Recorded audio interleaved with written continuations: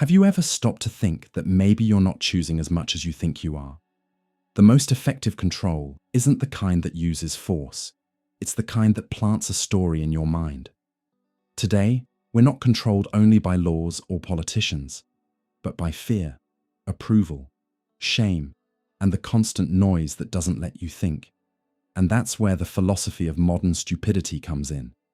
Not a lack of intelligence, but living on autopilot, reacting without thinking, repeating without understanding, defending without questioning. The terrible truth is simple. If someone controls what you fear, they control what you do. So take a breath and stay with me. Because after this video, the world won't look the same.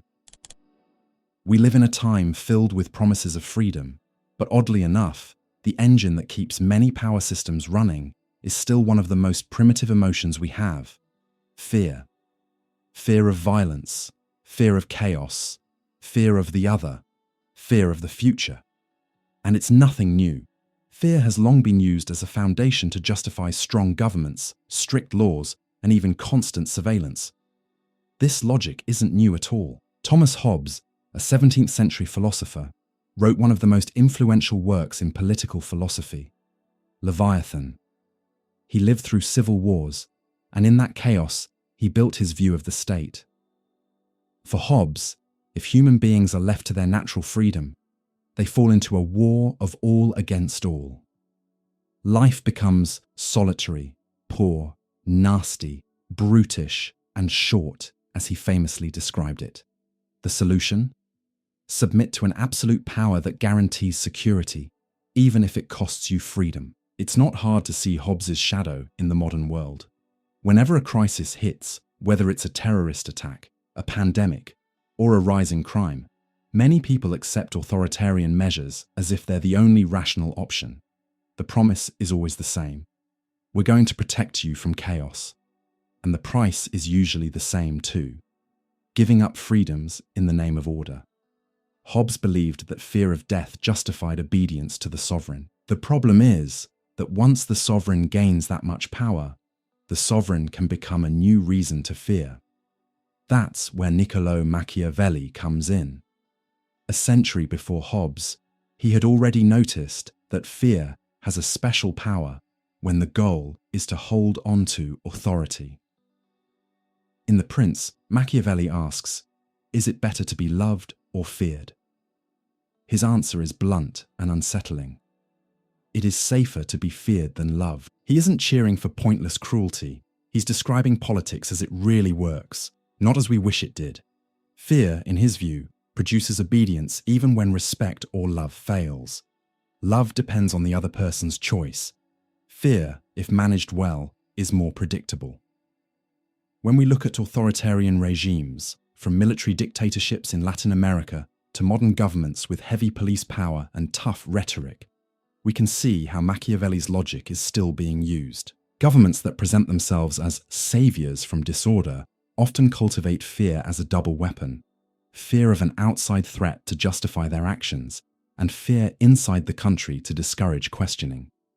But the thinker who may have systematized fear as a technique of government most clearly was Han Fei, a Chinese philosopher from the 3rd century BCE and a key voice of legalism. For him, ruling shouldn't be based on morality or virtue, as the Confucians argued, but on clear laws and harsh punishments.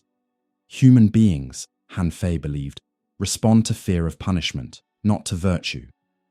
So a good government is one that builds an impersonal system where everyone knows this. If you step out of line, you will be punished, no matter who you are. If today we talk about zero tolerance, cameras everywhere, and harsher sentences, we're, often without realizing it, applying part of Han Fei's logic. The idea that fear of punishment is the best way to shape behavior sits behind many modern legal systems. And more than that, it normalizes distrust as the foundation of governance. But this strategy comes with a human cost. Constant fear creates citizens who don't actively participate in political life. It creates silence. It creates apathy. People learn how to obey, but not how to think.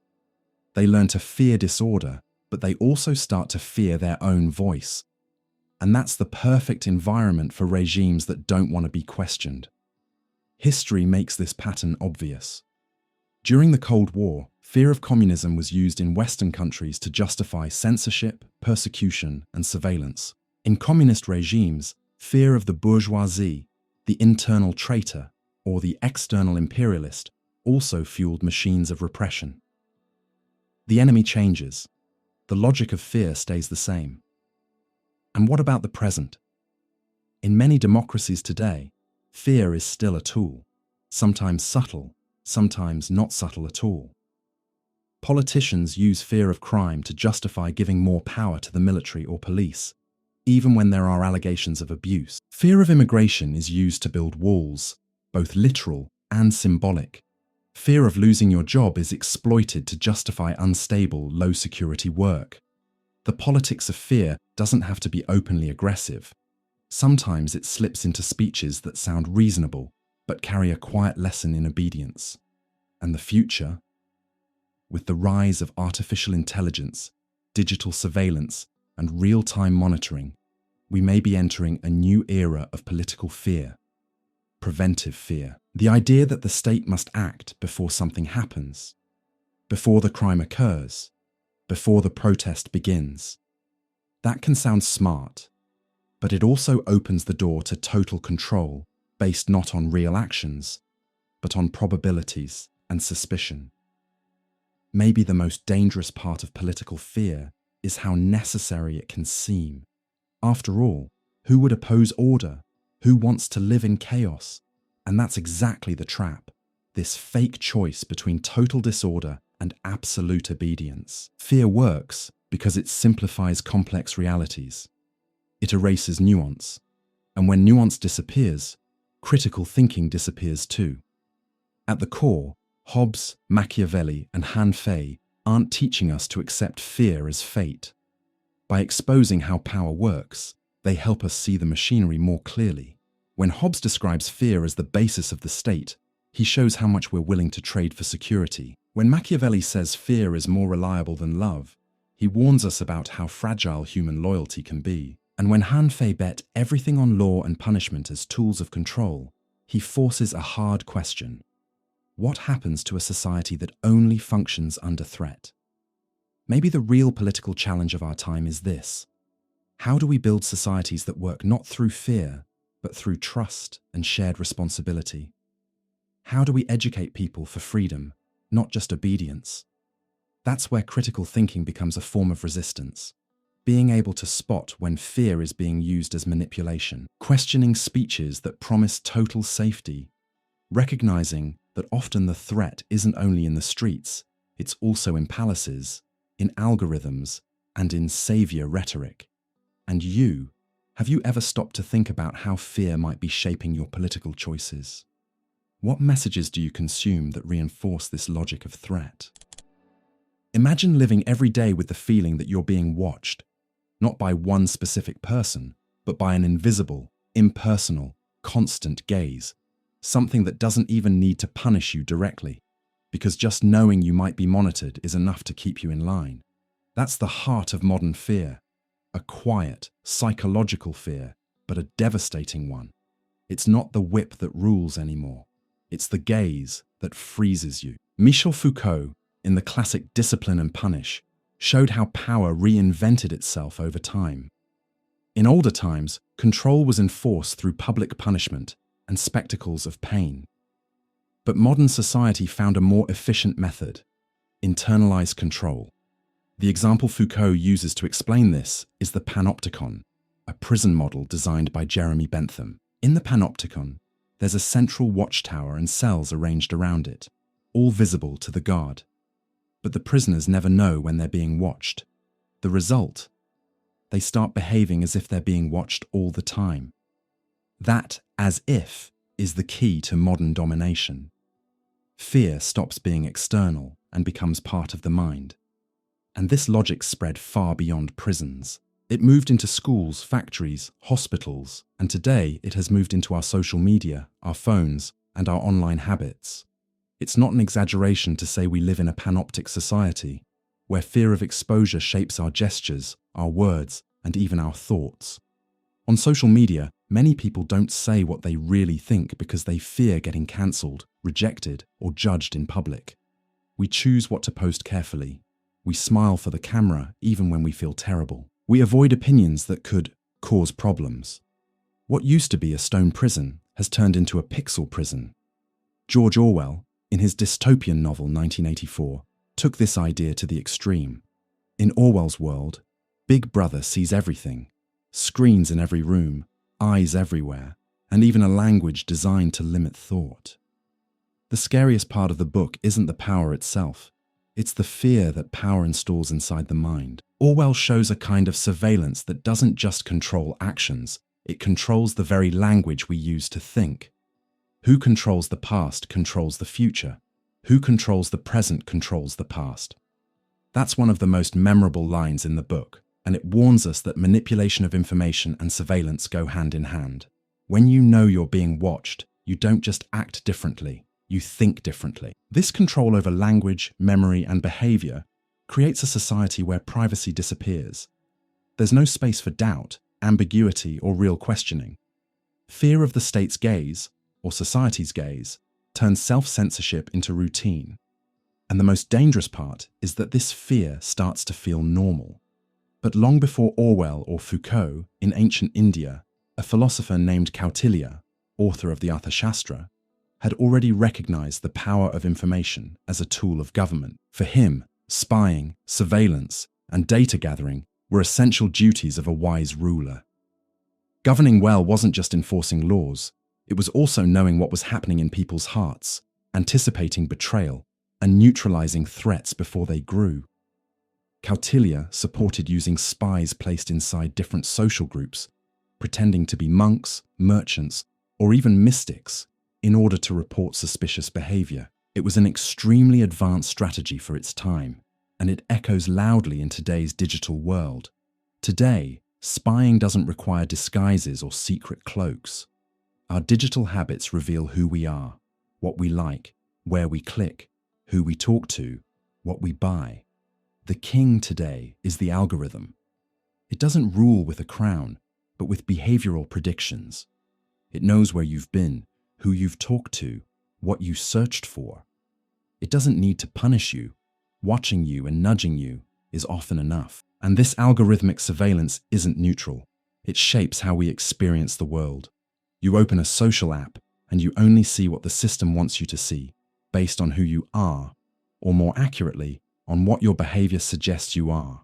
That's a new form of domination, not through force, but through invisible suggestion. The algorithm shapes your desires before you even realize you have them. And here we return to Foucault's point. Modern power no longer needs open violence. It works through norms, data, statistics, trends, rankings, and metrics.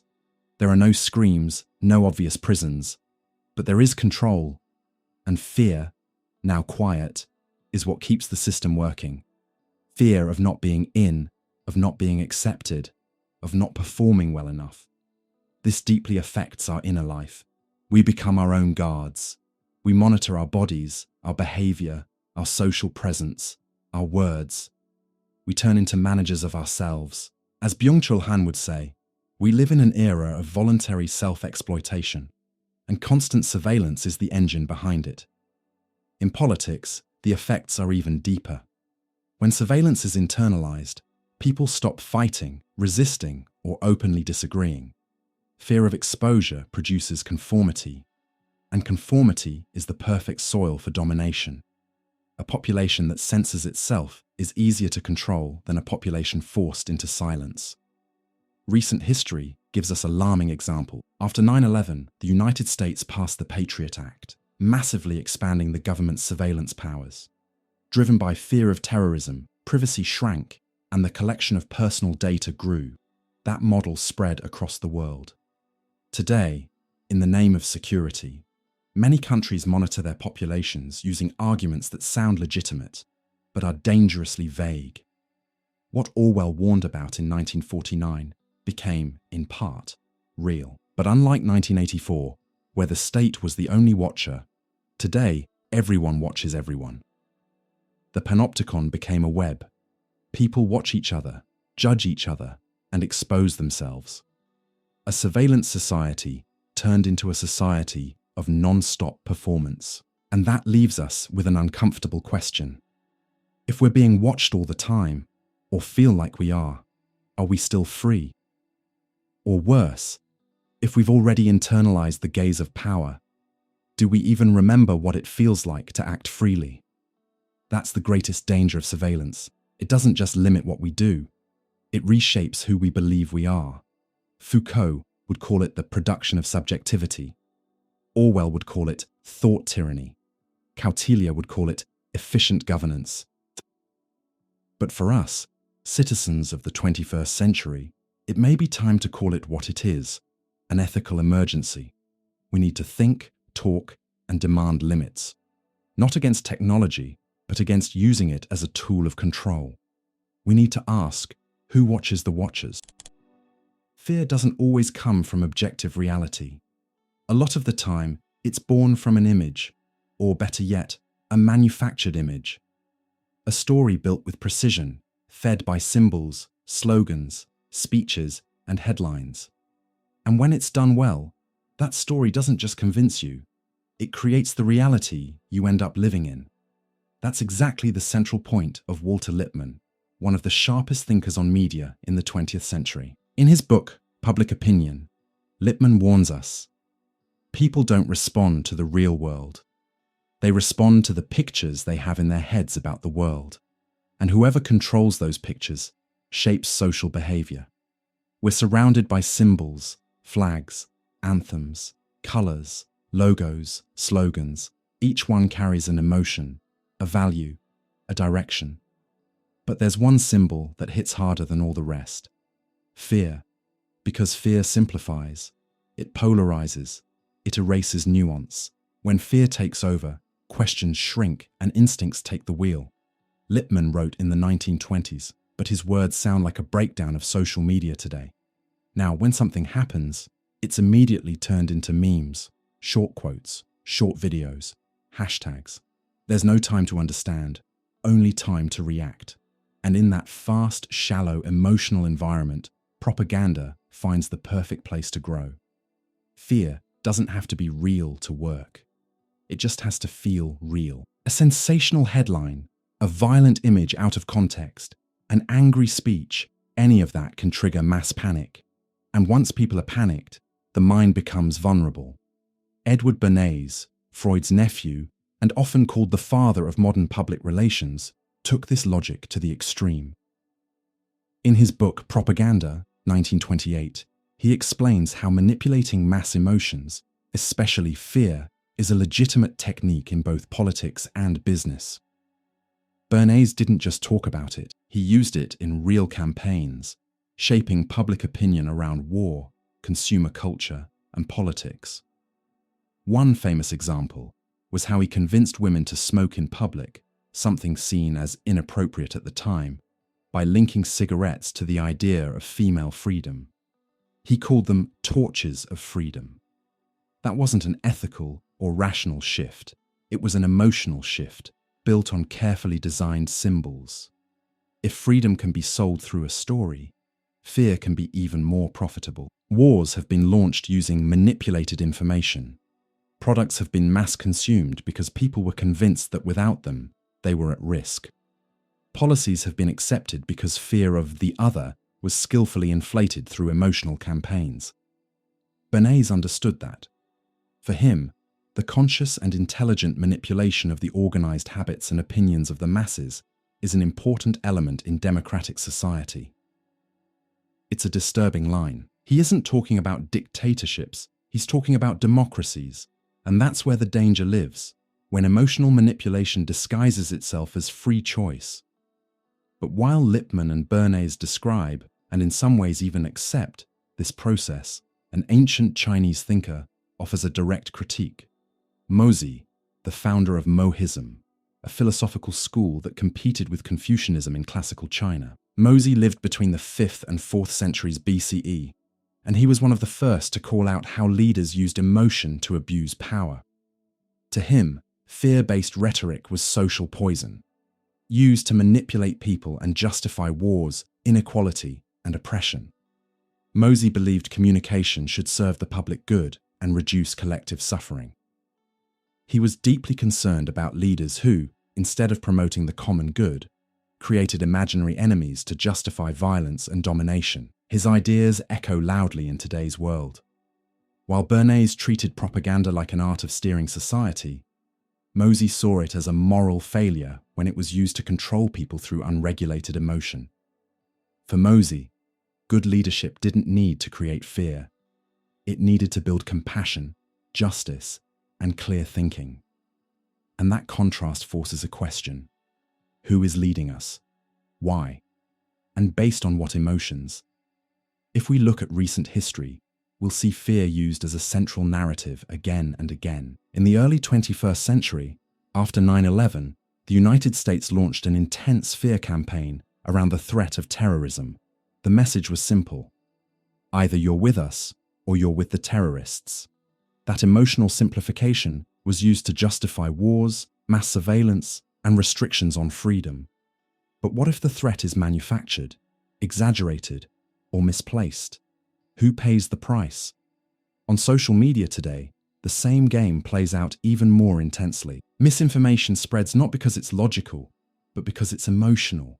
Fear, anger, and outrage are favored by algorithms. That means fear isn't just a side effect, it's a product that gets boosted on purpose. And what's the result? A society that's constantly emotional, split into bubbles, where real dialogue gets replaced by yelling and accusations. Fear, first sold as protection, ends up keeping everyone too busy to think critically. The most alarming part is that this fear-built reality becomes invisible. As Lippmann said, we live in a pseudo-environment. We don't see the world as it is, we see it as we're told it is. And truly effective propaganda is the kind that makes us forget it exists. That's where philosophy becomes essential. It breaks down the stories that rule us. If propaganda creates realities using fear, critical thinking can take them apart. That's what Mosey proposed more than 2,000 years ago. Resist the fear manufactured by elites and build an ethic based on the common good, empathy, and reducing harm. That's what modern propaganda often lacks. Real concern for collective well-being. So the question remains, how many of our fears are truly ours? How many were planted in us by carefully engineered messages? Maybe real courage today is this: learning to doubt, learning to distrust the images that trigger instant fear, and learning to ask, who benefits from my panic? Now I want to hear from you. Have you noticed how fear is used in media, politics, or advertising to influence your decisions? Do you believe ethical propaganda exists, or is all emotional manipulation and abuse? There's a kind of fear that doesn't come from the government, war, or any visible threat. It's more personal, more silent, something that whispers inside your conscience. It's the fear of being wrong, the fear of being judged, the fear of not being enough in front of something bigger. God, fate, truth, or even your own conscience. This is the fear that lives in the space of religion and guilt, and for centuries it has deeply shaped human behavior. Religions have always been more than beliefs about the divine. They've been systems that shape people morally and psychologically. And one of the main tools in that process has been fear. Not just any fear, but fear of judgment, eternal punishment, falling, being separated from God. St. Augustine, one of the foundations of Christian thought, understood this intensely. In his Confessions, he describes his own sins, desires, and inner struggles with brutal honesty. For Augustine, evil isn't only outside the human being, it's inside. And that's exactly why fear becomes necessary. Fear of God acts like a brake on the chaos within us. In the City of God, Augustine develops the idea of two cities: the earthly city, built on human will, and the heavenly city, built on divine will. The earthly city is marked by pride, fallenness, and moral disorder. The city of God represents the ideal of grace, peace, and eternal justice. The problem is that while we're alive, We belong to both at the same time. We live between flesh and spirit, between desire and guilt. And in that conflict, fear of divine judgment shows up as discipline for the soul. But this fear isn't only repression. In Augustine, it also has a teaching purpose. Fearing God is the beginning of wisdom. This sacred fear leads us toward repentance, humility, and finally conversion. It isn't a fear that paralyzes, it's a fear that purifies. It reminds us how small we are in front of eternity, how easily we fall, and why we need constant inner watchfulness. Still, religious fear isn't always experienced that way. In many traditions and in many people, it becomes something heavier: chronic guilt, shame, existential anxiety. And that's exactly what Søren Kierkegaard explored deeply in the 19th century in The Concept of Anxiety. Kierkegaard doesn't see sin only as a moral rule being broken, but as an existential condition. Anxiety is born from freedom. Human beings are free to choose, to act, to decide. But instead of feeling light, that freedom can feel dizzying, like staring into an abyss. We can do anything, including make the wrong choice. And that scares us. He writes, "Anxiety is the feeling of possibility as such. We feel anxiety because we could sin, even before we actually do. It's fear of what could happen, of what hasn't happened yet, but lives inside us. And the awareness of that possibility creates deep suffering, a spiritual restlessness." For Kierkegaard, religion enters this scene not just to impose rules, but to give meaning to anxiety. In a relationship with God, freedom finds direction. Fear here isn't destructive, it's revealing. It reveals what we are in front of eternity. The problem starts when a person runs from that anxiety, trying to numb it with distractions, conformity, or even a shallow kind of religion that never faces the depth of existence. So religious fear can have two faces, one that wakes you up and one that traps you. It can push you toward inner transformation, or lock you inside guilt with no way out. The turning point is how we deal with freedom and responsibility for our choices. But not every religious tradition treats fear as a necessary tool. In Buddhist thought, especially in the Four Noble Truths, we find a radically different approach. Buddhism doesn't feed fear of divine judgment or eternal condemnation. Instead, it goes deeper. Fear is a result of attachment, and freedom comes from seeing the root of suffering clearly. The first noble truth says, life is dukkha, meaning dissatisfaction, suffering, unease. The second explains the cause, craving, attachment, wanting. And fear is directly connected to that attachment. We fear losing what we love.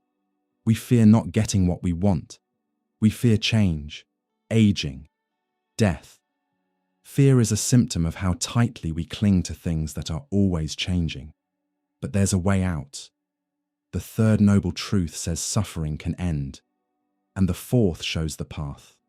The noble eightfold path, built on ethical living, mental discipline, and wisdom. There's no God judging you. There's only the mind that needs to be understood. In that sense, Buddhism offers an alternative to fear as control. Instead of enforcing rules through fear, it invites observation and self-knowledge. Fear isn't fought with dogma, but with mindful awareness and clear understanding. Practically, that means we can learn to recognize when fear is rooted in our expectations, our desires, and our identity. And when we see that clearly, we can free ourselves from the tyranny of guilt, not through indifference, but through understanding. If we compare these three approaches, Augustine, Kierkegaard, and Buddhism, we see three ways of dealing with religious fear. In Augustine, fear is a teaching tool of faith. It shapes character and guides the soul towards salvation. In Kierkegaard, fear reveals the depth of human freedom and demands a leap of faith to find meaning. In Buddhism, fear is the result of attachment to illusion, and liberation comes through wisdom, not submission. Today, in a world where the sacred has partly been replaced by algorithms, likes, and performance, religious fear may have changed form, but it hasn't disappeared. Many people still live under inner guilt, even without following an official religion. They carry the weight of not being good enough, not living the way they should. Now discipline comes from a new kind of God: social expectations, success culture, digital morality. But the mechanism is the same: fear of judgment and craving for approval. So the question is fear guiding us toward a more conscious, ethical, meaningful life? Or are we just repeating cycles of guilt, self-pressure, and repression? Maybe the real spiritual challenge of our time isn't whether you believe in God or not, but learning how to live with freedom without falling into the trap of paralyzing guilt. Maybe faith, in the deepest sense, is the courage to face anxiety, repentance, and impermanence without hiding behind rules, doctrines, or ready-made stories. We live in a time when anxiety is no longer just a personal issue. It has become a collective state, almost an invisible atmosphere. Fear of what's coming next, the next crisis, the next collapse, the next tragedy, hangs in the air like constant background noise. And the most unsettling part is that this fear of the future, far from being just a social symptom, has become a sophisticated tool of control. In this context, anxiety isn't only individual discomfort, it's what philosophy shows as an existential and political engine. To understand the deeper roots of this feeling, we need to look at Martin Heidegger, a 20th century German philosopher. In his major work, Being and Time, Heidegger introduces the idea of being toward death. According to him, the awareness of our finiteness, the fact that we will die, is what creates existential anxiety. It's not a concrete fear, like fear of a thief, a disaster, or a war. It's a fear without a clear object. It's the dizziness you feel when facing nothingness. Heidegger makes a distinction between ordinary fear and anxiety, or existential anxiety. Fear always has a target, something external you can point to. Anxiety, on the other hand, is an inner emptiness, a restlessness that comes from the radical freedom we have when we face the future. We are free to choose, act, and plan.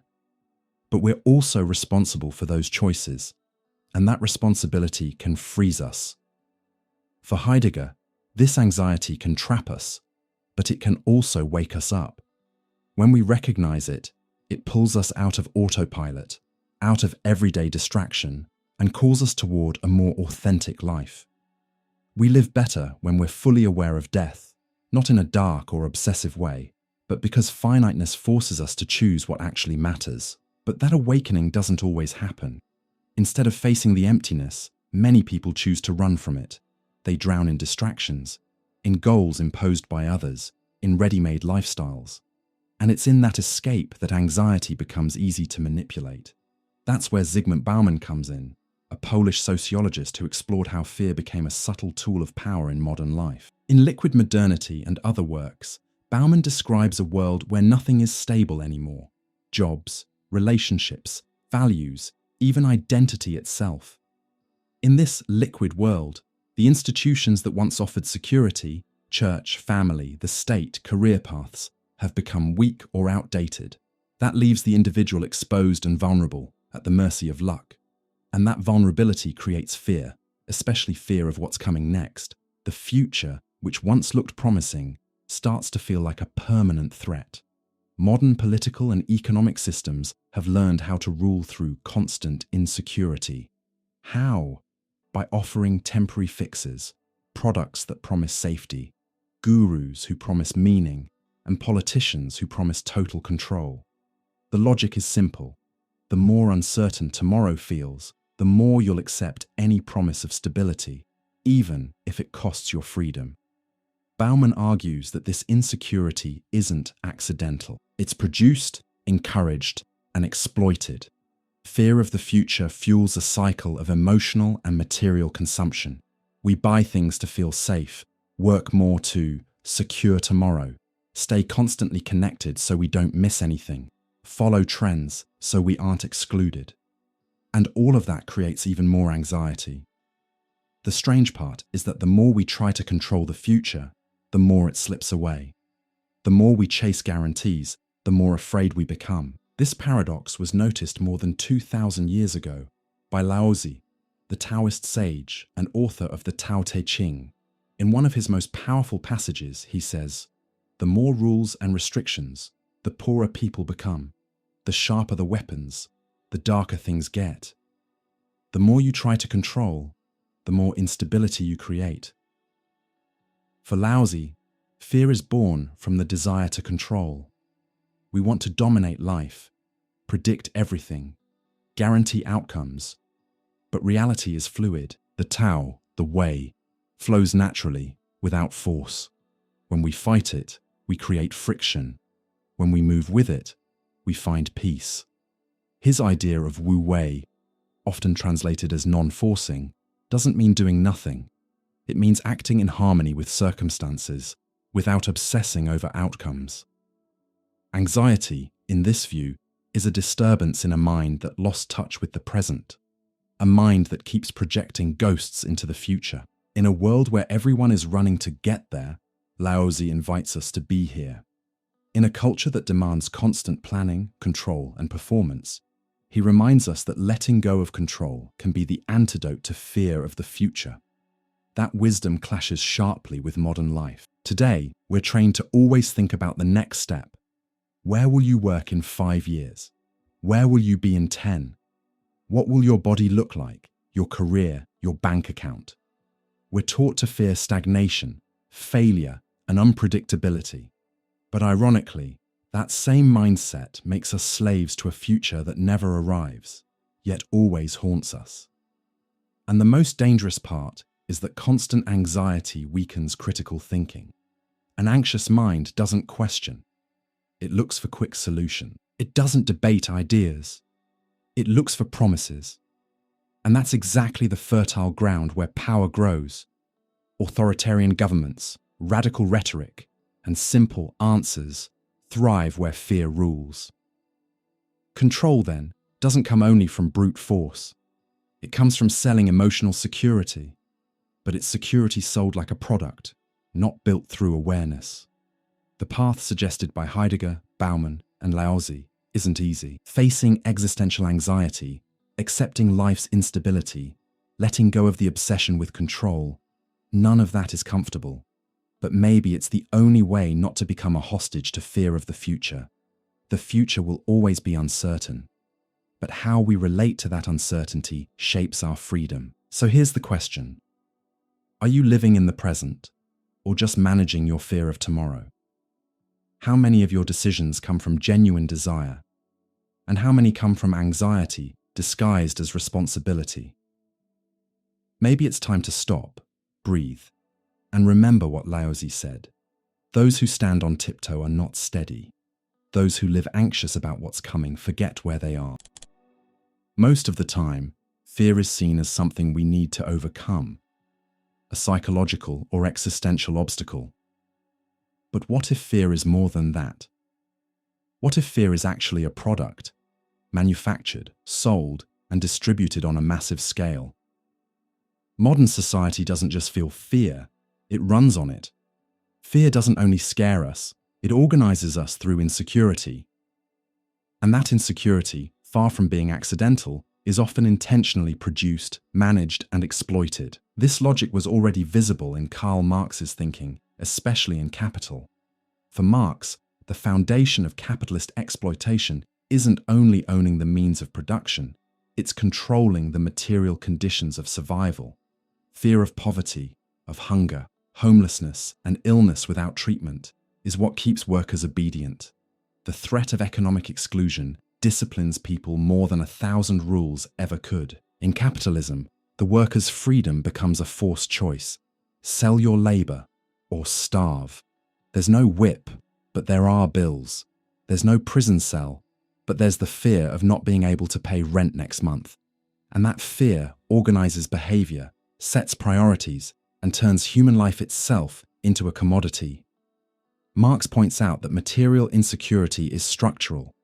It's not a mistake to be fixed. It's necessary for the system to function. An army of unemployed workers, or the Industrial Reserve Army, as he called it, acts as an implied threat to those who have jobs. If you complain too much, someone else will take your place. That dynamic is still alive today. In the so-called gig economy, we see workers with no stability, no rights, no real protections, living under constant anxiety. The freedom of being independent often means the freedom to figure everything out alone. It's the freedom of the jungle, where the winner is whoever runs faster or burns out harder. Fear here isn't just psychological, it's structural, it's economic. But this fear doesn't stay in the workplace. It spreads into politics and society too, as German sociologist Ulrich Beck warned in Risk Society.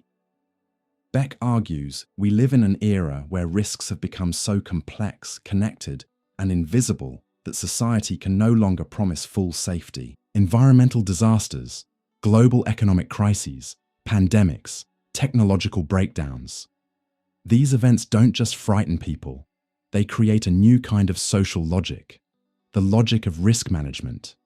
In this context, fear is no longer a reaction to one specific event. It becomes a permanent state of alert, demanding constant monitoring, reports, contingency plans, and of course, new products, new policies, and new ways to control people. The irony is that the promise of total security creates even more insecurity. The more we try to predict the unpredictable, the more we fear what can't be predicted. Beck writes, modernity has become its own source of insecurity, and that insecurity gets exploited. Insurance companies profit from fear of loss. Pharmaceutical industries profit from fear of illness. Tech companies sell privacy in the middle of digital paranoia. Politics offers strong leaders in times of uncertainty. And the media, whether intentionally or not, turns fear into attention, and attention into profit. So fear becomes a circulating currency. It drives consumption, shapes public agendas, and justifies laws. It gets managed, administered, and even mass-produced. The economy of insecurity doesn't merely tolerate fear. It turns fear into a survival strategy for the system itself. But fear has another side effect, maybe the most devastating one. It destroys social trust. And that's where the Arab thinker Ibn Khaldun comes in, one of the founders of sociology, who already in the 14th century saw the link between power, social cohesion, and fear.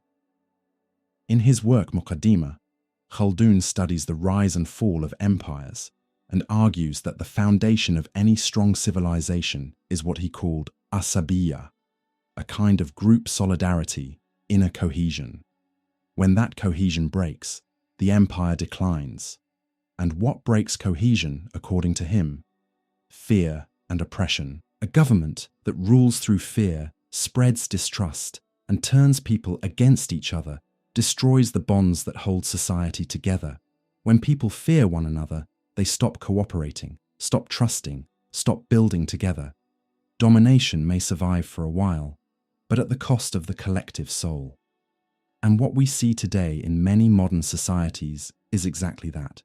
Fear replacing solidarity. Fear of the neighbor, the stranger, the immigrant, the different. Fear of losing the little you have. Fear of trusting and getting betrayed. This social fragmentation creates isolated individuals who no longer trust parties, leaders, institutions, and sometimes not even themselves. In that environment, fear prepares the ground for domination. A fearful population doesn't organize, doesn't protest, doesn't demand change. It accepts. It accepts any promise of protection. It accepts any authoritarian solution. It accepts being watched, monitored, and exploited, as long as it feels safe. Zai. And here we close a cruel circle. Fear created by the system to maintain order ends up producing a society unable to change that system. But there are ways out. History shows that collective awareness and active solidarity can break this cycle. Marx's critique isn't only an accusation, it's an invitation to organize. Beck's analysis isn't only a diagnosis, it's a call for shared responsibility. And Khaldun's warning isn't just an observation, it's a lesson about how social cohesion is essential to resist collapse. The goal isn't to erase fear, That would deny reality. The goal is to recognize how fear is being used against us, and from there, to start building a different kind of economy, one that distributes dignity instead of anxiety. So here's the question. Do you feel like your life is guided by conscious choices, or by reactions to fear of scarcity, loss, and exclusion? How many of your decisions are truly free, and how many are made to avoid a future someone told you will be terrible? Every system of power needs something to lean on, something that gives meaning to rules, justifies sacrifices, and unites people around a shared goal. Sometimes that anchor is hope, but very often it's fear of an enemy, fear of the other, whether foreign, internal, imagined, or real, has always been a powerful force for unity and discipline. When people aren't sure who they are, they define themselves by what they are not. And through exclusion, identity gets created. That's the core argument of Carl Schmitt, a German legal thinker and political philosopher, in the concept of the political.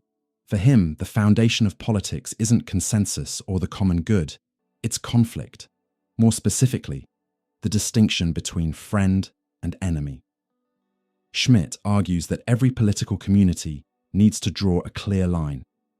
Us on one side, them on the other. This isn't just rhetoric, it's existential. The enemy is the one whose existence threatens ours, and because of that, politics, at its deepest level, becomes the art of naming enemies. But why is this necessary?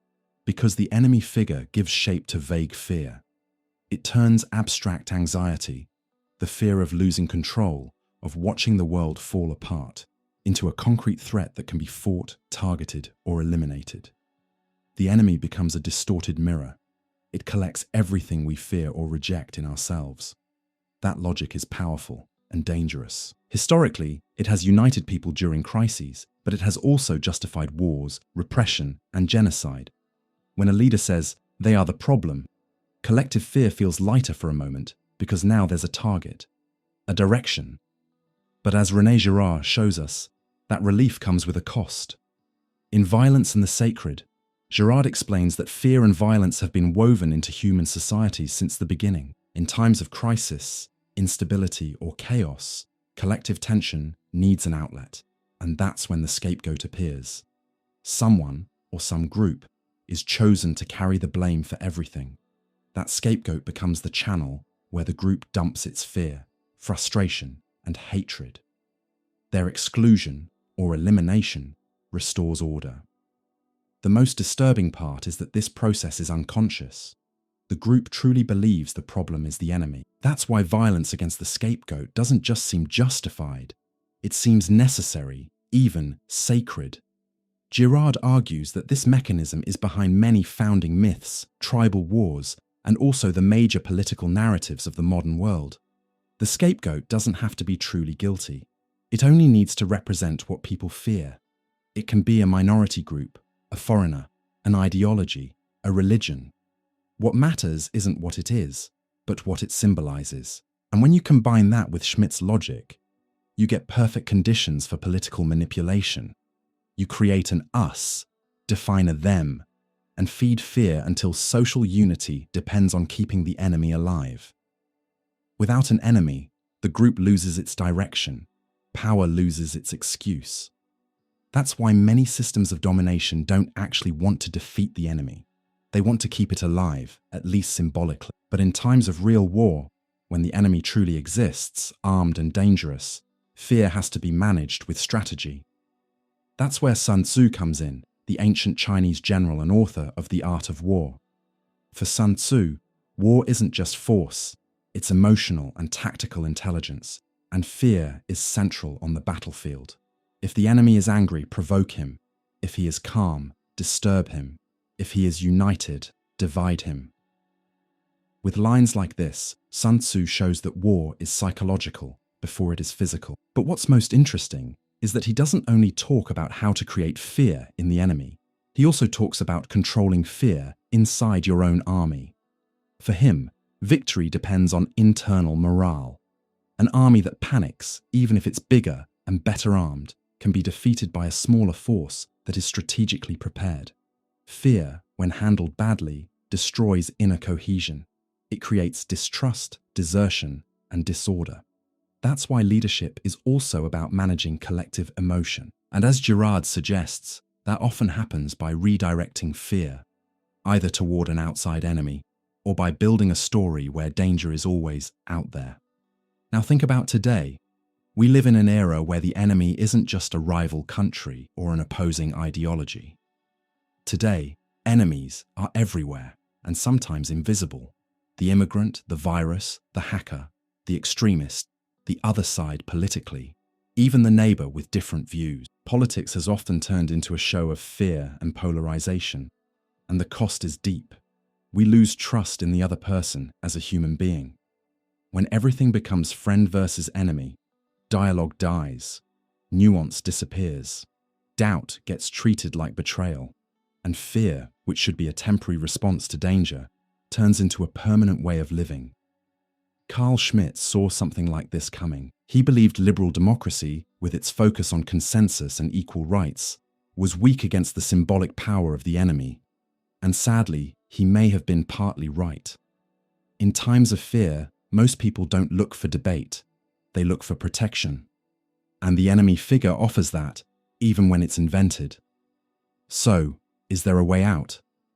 Girard suggests there is, by recognizing the scapegoat mechanism. When a society realizes it's projecting its fears onto an external target, it can interrupt the cycle of violence. Sun Tzu teaches that a true leader isn't the one who increases fear, but the one who brings emotional order and strategic wisdom. And even Schmitt, as harsh as he is, warns us about the responsibility that comes with naming enemies. Every time we do it, we draw a line, and we decide who can be pushed out of the human community. A politics built on fear of the other is seductive, but dangerous. It offers unity, but at the cost of empathy. It offers identity, but at the cost of freedom.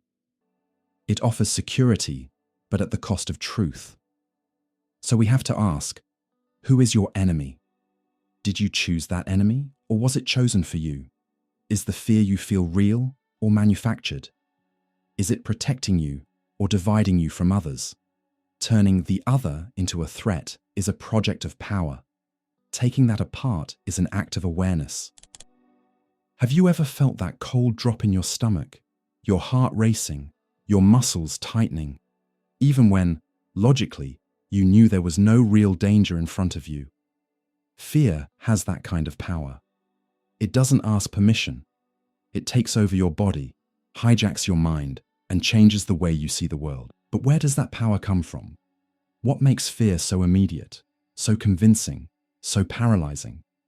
And more importantly, can we take back control? The psychology of fear is more than a clinical topic. It's a key to understanding human nature at its core. Because fear doesn't only protect us, it can also trick us, distort reality, and many times enslave us. One of the first major thinkers to study this seriously was William James, often called the father of modern psychology in the United States. In The Principles of Psychology, 1890, James proposed an idea that sounded almost shocking at the time. We don't run because we feel fear because we run. What he meant is that the emotional order may be the opposite of what we assume. James suggested that the body's response, sweating, a fast heartbeat, muscle tension, comes before conscious emotion. In other words, we feel the body react, and then we interpret that reaction as fear. This idea, known as the James Lange theory, showed that emotion and the body are inseparable. And more than that, fear changes how we perceive reality. The environment feels hostile, options seem smaller, risks look bigger. Through the lens of fear, the world feels threatening, even when it isn't. This distorted perception isn't just an individual issue, it affects entire groups. A scared population sees enemies where there are none, and radical solutions where there should be caution. Collective fear, fed by images and speeches, turns into hysteria, and then into control. But if William James highlighted the link between body, emotion, and perception, Sigmund Freud went deeper into the hidden side of fear. In Inhibitions, Symptoms and Anxiety, Freud argued that anxiety, modern fear, doesn't come only from external threats, but from unresolved inner conflicts. For Freud, fear is the mind's response to impulses, desires, or memories that threaten to break the person's inner balance. It's like an alarm, not for something outside, but for something repressed inside us. To protect itself, the mind builds defense mechanisms: denial, projection, repression. But those defenses don't solve the conflict, they only hide it. So fear shows up in other forms: phobias, insecurity, emotional paralysis. In that sense, anxiety is the price we pay for trying to control what we refuse to face. Freud shows that fear can point to something deeper: a forbidden desire, an unresolved trauma, hidden guilt. Fear isn't the enemy itself, it's the messenger of an inner battle. And if we only try to silence fear with distractions, medication, or denial, we may lose the chance to understand what it's trying to reveal. So both James and Freud point to the same thing. Fear isn't only a reaction to the world, it's also something the mind creates. And if it's created, it can be questioned, explored, and maybe even transformed. That's exactly where Buddhism points, especially in teachings found in the Dhammapada, one of the oldest texts in the tradition. For the Buddha, fear comes from ignorance about how the mind works. It's not the world that creates suffering. It's the way the mind clings to things, people, ideas, and even identity itself. We fear losing what we have, becoming someone we're not, failing, dying. But these fears grow out of attachment to an illusion of control and permanence. The Dhammapada says, "Everything we are is the result of what we have thought. The mind is everything. What we think, we become." That's the key.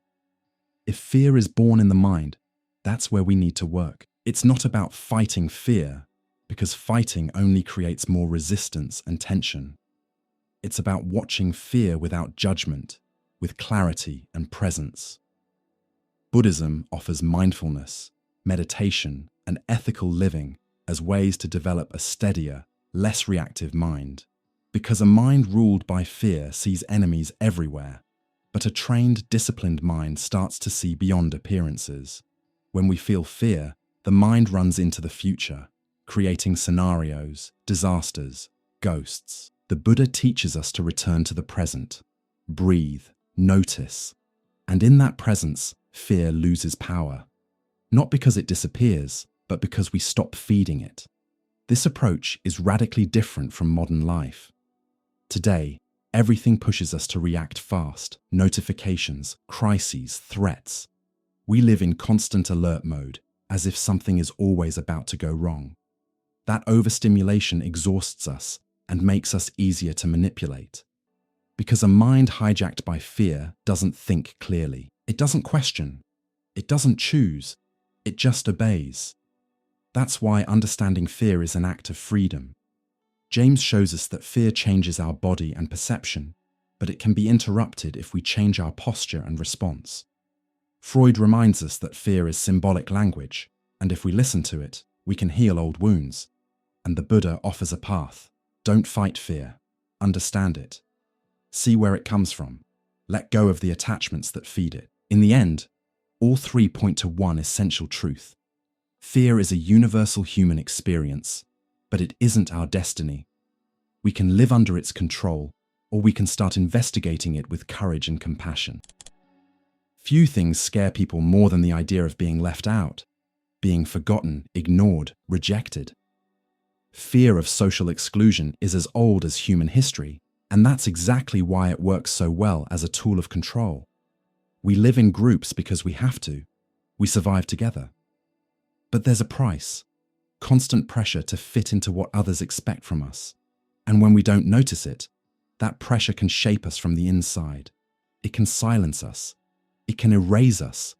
It doesn't need yelling or threats. It uses silence and shame. And that's how conformity is born. Obedience disguised as normal. Emile Durkheim, one of the founders of modern sociology, showed how deeply this social dynamic affects the individual. In suicide, Durkheim studied how suicide rates were linked not only to personal issues, but to invisible social forces. He noticed that people who were isolated or pushed to the edge of society were more likely to fall into despair. Durkheim introduced the concept of anomie, a kind of breakdown of social norms where a person no longer knows their place in the group. What hurts then isn't just physical loneliness, but the feeling of not belonging. That lack of recognition, this symbolic exclusion, shakes identity and eats away at a sense of purpose. In other words, we need to feel part of something bigger, and when that belonging is threatened, fear takes control, a quiet fear, hard to name, but strong enough to make people deny themselves in exchange for acceptance. That's where conformity begins, not as a rational choice, but as an emotional reaction. It's a survival instinct, a social survival instinct, that pushes us to dress, speak, think, and even desire what others expect. But the need to belong can easily turn into an invisible prison, as Erich Fromm showed in Escape from Freedom. Fromm looked at modern people after traditional structures collapsed. Monarchies, dominant religions, rigid social orders. You'd think that with more freedom, people would thrive. But he saw something unsettling. Many people would rather give up freedom in exchange for safety. For Fromm, freedom isn't only a gift, it's also a burden. Being free means taking responsibility, choosing your own path, and facing the loneliness of making real decisions. And for many people, that's terrifying. So, unconsciously, many run from freedom. And that escape can take different forms. Submitting to ready-made ideologies, following authoritarian leaders, copying mass behavior, and erasing individuality. Freedom is scary because it takes you out of other people's hands and puts you face to face with yourself. Fromm writes, "Positive freedom is the spontaneous and active expression of the self. But negative freedom, the absence of outside restraints, can feel so frightening that many people choose obedience instead. That's why conformity isn't just passivity. It's a choice that hides itself as no choice. It's easier to go with the flow than to face the pain of swimming against it. And when the group punishes, excludes, or mocks those who step out of line, fear of rejection becomes a psychological cage again. You might disagree inside, but you learn to smile on the outside. You might dream of something different, but you keep following the script. This tension between who we are and what people expect from us creates suffering, and it's often used as a strategy of social control. Long before Durkheim and Fromm, Confucius had already understood the power of shame as a tool to shape behavior. In the Analects, Confucius taught that a person should cultivate virtue, harmony with others, and social duty. In that context, reputation wasn't simple vanity, it was a tool of civilization. Fear of shame for Confucius shaped behavior effectively. People act well not only from conviction, but because they don't want to lose honor. That feeling helped maintain order, respect, and social cohesion. But the same tool that teaches can also trap. When the need for approval becomes stronger than the search for truth, fear of shame replaces conscience. We stop doing what is right and start doing what looks good. We stop being honest and start trying to be accepted. What Confucius saw as a tool for harmony, the modern world has turned into invisible censorship. Today, we live in a constant social display case. Social media turned reputation into currency and shame into public punishment. Getting cancelled became a threat that quietly disciplines people. Many don't say what they think because they fear losing followers, friends, or even their jobs. So fear of exclusion doesn't even need to come from the outside anymore. It becomes internal. You watch yourself. You limit yourself. You adapt. And the most dangerous part? You start believing you're doing it by choice. That's the real power of conformity. It doesn't feel like a prison. It feels like protection. But at what cost? How many people are living lives they never chose just to feel included?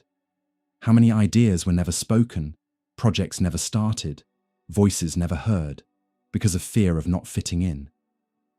Fear of social exclusion isn't irrational. It has deep evolutionary and historical roots, but it needs to be questioned. Because when belonging requires you to deny who you are, the price is too high. Durkheim shows us that lacking real connection makes people sick. Fromm reminds us that freedom is scary, but living without it kills you from the inside. Confucius teaches that shame can civilize, but it can also oppress. So the challenge is finding balance. How do you live in society without losing yourself? How do you belong without submitting to conformity? Maybe the answer is authenticity with social awareness. Be true to yourself, but with empathy. Speak with courage, but with compassion. Refuse hypocrisy without falling into arrogance. Because in the end, the worst kind of exclusion isn't being rejected by others. It's abandoning yourself just to be accepted. You're about to relax. Shut your mind off when you hear that familiar sound. Ding, a notification. Did someone like your photo? Did a new message come in? Is there breaking news? A risk alert? In seconds, your attention gets hijacked and your body reacts. A small spike of anxiety, tension in your shoulders, an automatic impulse. And without even noticing, you obey the algorithm's call. Today we live under a kind of invisible surveillance, not guided by direct threats anymore, but by subtle pings, promises of rewards, and most of all, the fear that you're missing something. This is the new face of control, not open dictatorships, but smart platforms that shape our habits, emotions, and perceptions. And fear, once again, shows up as a central gear, now digitized. The South Korean philosopher Byung-Chul Han, in books like The Burnout Society and Psychopolitics, gives a sharp diagnosis of this new system. Power no longer comes from the outside, through force. It comes from the inside. We're no longer watched by an oppressive big brother. We watch ourselves, trapped in a cycle of constant self-exploitation. Han calls it soft control. There's no yelling, no obvious punishment, no visible censorship. Instead, there are likes, performance goals, relevance algorithms, productivity charts. We're led to believe we're free, while we're policing ourselves all the time. Performance becomes morality. Always being active, present, efficient becomes proof of personal worth. Logging off, resting, or disappearing starts to feel almost like a sin. And fear slips in quietly. Fear of being forgotten. Fear of being irrelevant. Fear of falling behind. Fear of becoming invisible in a world that values visibility above everything. Social media, for example, doesn't just let you share. It decides what gets seen, what gets boosted, and what gets ignored. Every like you receive is a tiny dose of approval, and the absence of it feels like a small rejection. This reward and punishment loop conditions our behavior like a silent psychological experiment. And this is where Shoshana Zuboff comes in, author of The Age of Surveillance Capitalism. Zuboff explains how major digital platforms, Google, Facebook, Amazon, don't just observe what we do. They collect data to predict, influence, and shape our future behavior. The main product of these companies isn't the free service we use. The product is us, or more precisely, our data, our patterns of choice, and our vulnerabilities. Zuboff argues that we now live under a new kind of capitalism, one that doesn't just exploit labor, but exploits human behavior. Algorithms learn us better than we know ourselves. They can tell when we're sad, when we're ready to buy, when we're most vulnerable to a certain message, and then they push exactly the content that triggers that reaction. It's not an exaggeration to say fear is one of the most profitable emotions in this model. Alarmist content, sensational headlines, images of danger, hate-driven narratives. These things generate clicks, shares, engagement. And engagement turns into profit. That's how fear, which used to come from visible repression, now comes from constant stimulation. We don't stay quiet because we fear an outside censor. We stay quiet because we're too busy reacting to digital demands, too exhausted to reflect. And while we chase the next notification, technology pushes us into a state of voluntary surveillance. But there's another path, a break in the cycle. And it doesn't come from technology. It comes from an ancient silence, a simple but radical wisdom. Zen. In Zen teachings, the human mind is compared to a restless monkey, jumping from thought to thought, from desire to desire, from fear to fear. That constant movement keeps us from seeing reality as it is. We live reacting instead of living.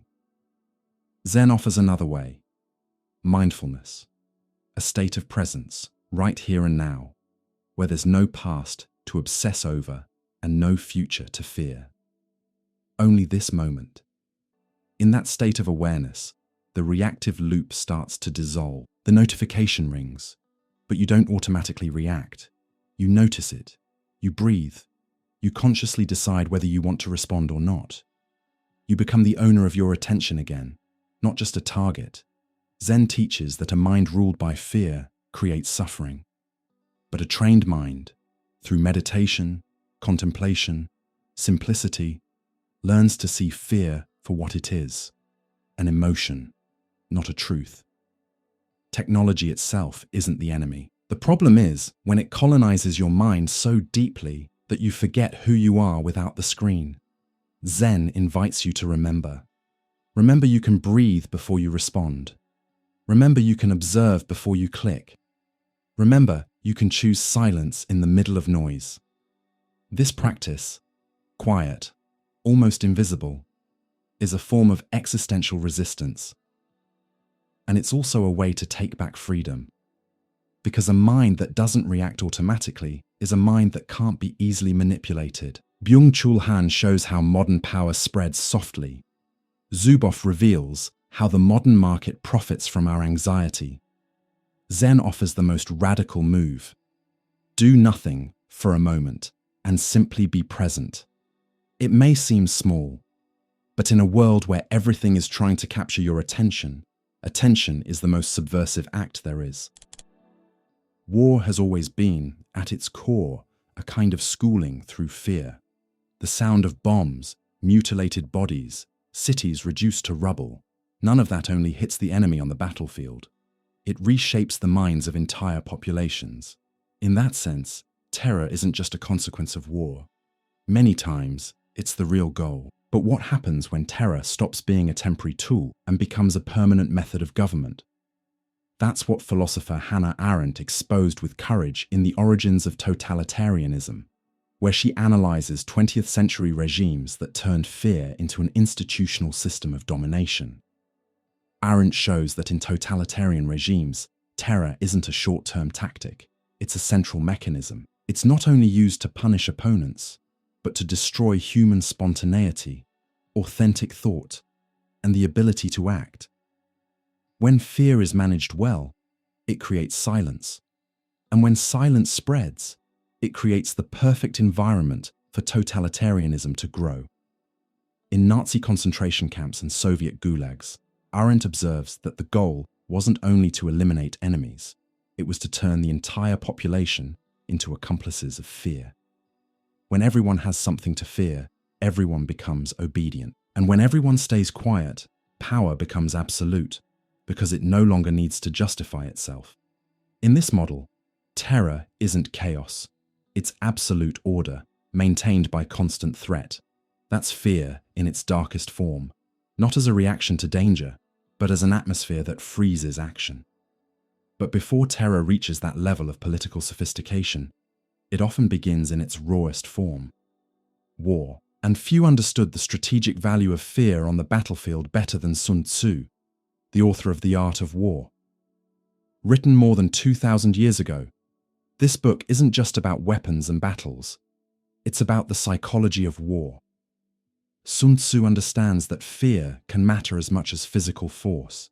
He writes, "The highest excellence is to break the enemy's resistance without fighting." In other words, winning often means making the enemy surrender to fear. Before raising a sword, a smart strategist weakens the other side's morale, spreads rumors, creates internal instability, fuels uncertainty. Confusing the enemy can be more effective than destroying them. A demoralized enemy doesn't need to be defeated. They defeat themselves. That logic is ancient, but it's also modern. Today's wars aren't only made of missiles and soldiers. They're also made of disinformation, psychological operations, and propaganda shocks, manipulating emotions, especially fear, is a core part of modern warfare. Just think about what happened after the 9/11 attacks, when the United States launched the so-called War on Terror, a campaign that wasn't only military, but deeply symbolic. Fear was used to justify invasions, mass surveillance, and the erosion of civil liberties. And in that case, the war had no clear target. The enemy was vague, scattered, invisible. Terror became endless, and fear became permanent. This is where the thinking of Kautilya comes in, the royal advisor and political strategist from the 4th century BC, author of the Arthashastra, one of the most practical manuals on governing ever written. Kautilya doesn't romanticize power. For him, governing is a hard, realistic job.